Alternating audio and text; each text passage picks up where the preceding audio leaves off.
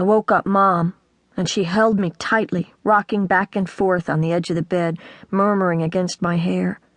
When Dad came in, she pulled him down beside her and said, "Oh, Jake, how terrible. Cody's parents. Oh, Jake."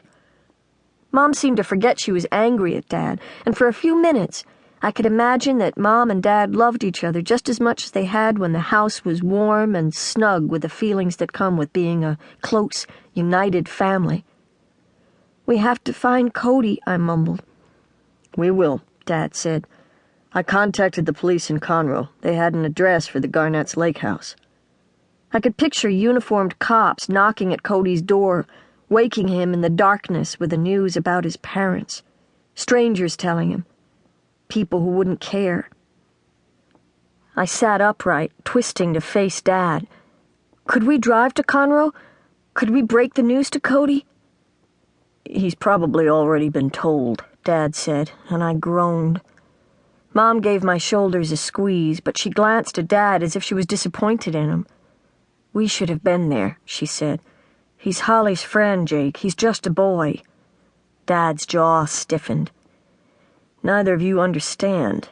It's important that Cody be, located as soon as possible." "But strangers," Mom began. I interrupted, a chill like an icy hand shivering up my backbone. "Located?" I asked. "Are you saying that Cody is a suspect?" Dad's uncomfortable silence was the only answer.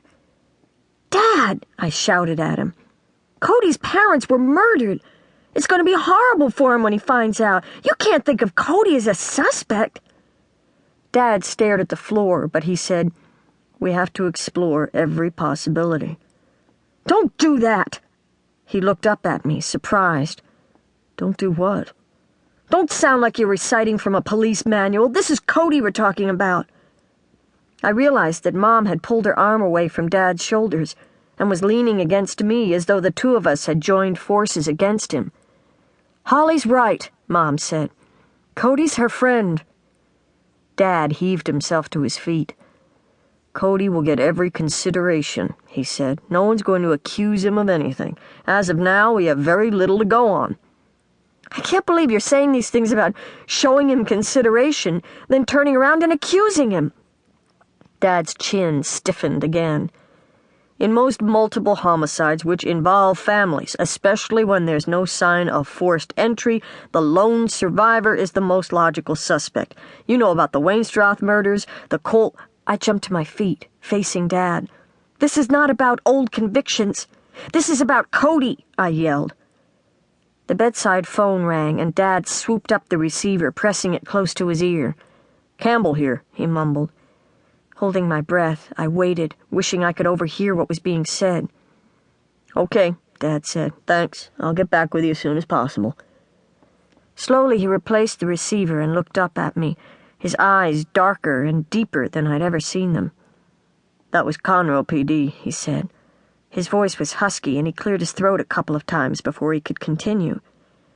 "Cody was not at his parents' lake house when the officers arrived, and according to their report, there was nothing to indicate he'd been there recently."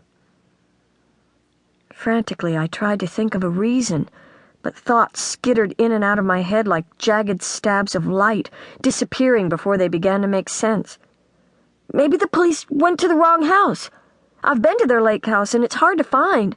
I mean, there are roads that wind around the lake and then dead end into other roads, and besides, what if Cody slept outside on the porch or took out the boat? Mom squeezed my hand and said, "Calm down, Holly. There's no reason to panic." But Dad had picked up the phone again and told whoever was on the other end, "Put out an APB, Cody Garnett, brown hair, slender." He glanced at me.